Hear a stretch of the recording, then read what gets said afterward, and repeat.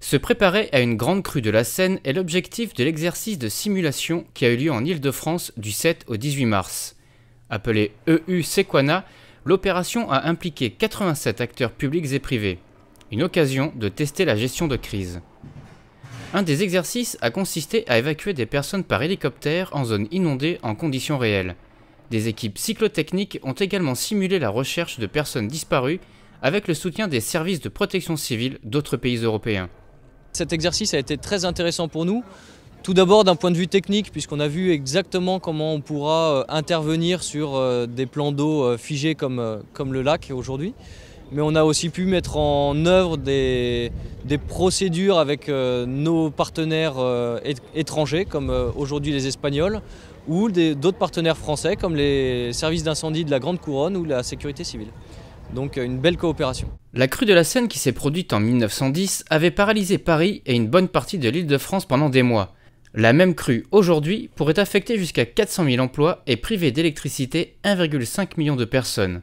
5 millions de franciliens pourraient être sinistrés et leurs conditions de vie se retrouveraient fortement dégradées. Alors se préparer à une grande crue en Île-de-France en tant qu'assureur, c'est un exercice très particulier parce qu'une crue de la Seine est un événement que l'on n'a pas connu depuis 1910, on le sait, mais surtout on n'a rien connu d'équivalent depuis 50 ou 60 ans. Le secteur de l'assurance a un rôle très important à jouer en cas d'inondation exceptionnelle. Par l'expertise des sinistres et des indemnisations rapides, il contribuera fortement au retour à la normale. Tout assureur a un dispositif pour gérer les événements de grande ampleur et donc on a déjà prévu des manières de simplifier tous les actes administratifs pour les clients, une manière de mobiliser les experts qui sont nécessaires pour prendre les mesures d'exception, prendre les mesures de sauvegarde pour les biens de nos clients, mais aussi tout ce qui est nécessaire pour leur apporter de l'argent immédiatement, les mesures de relogement. Voilà.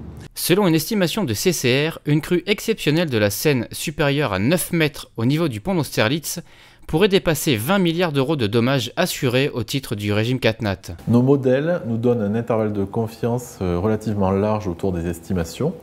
En réalité, ces modèles sont calibrés sur une vingtaine d'années d'historique et aucun événement comparable à celui de la Seine n'est survenu au cours de ces années-là. Donc il y a une marge d'incertitude sur les dommages consécutifs à un événement de cette ampleur. Les facteurs qui peuvent faire diminuer par exemple le coût d'un tel événement sont la mise en œuvre des mesures de prévention du fait d'une crue relativement lente, en réalisant par exemple pour les industries les plans de continuité d'activité ou pour les particuliers en ayant un système d'alerte qui permet par exemple de déplacer son véhicule, etc. Par contre, ce qui peut augmenter le coût d'un tel événement, ce sont par exemple les dommages en cascade. Je prends un exemple, la coupure d'électricité dans une vaste zone dans Paris ou en banlieue peut engendrer des dommages consécutifs qui peuvent être importants. Et aujourd'hui, c'est des choses qui sont très délicates à estimer. EU Sequana a permis également de sensibiliser les franciliens sur le risque réel de crue. Travailler sur la prévention auprès des particuliers et des entreprises est un moyen de réduire le coût qu'une telle catastrophe pourrait occasionner.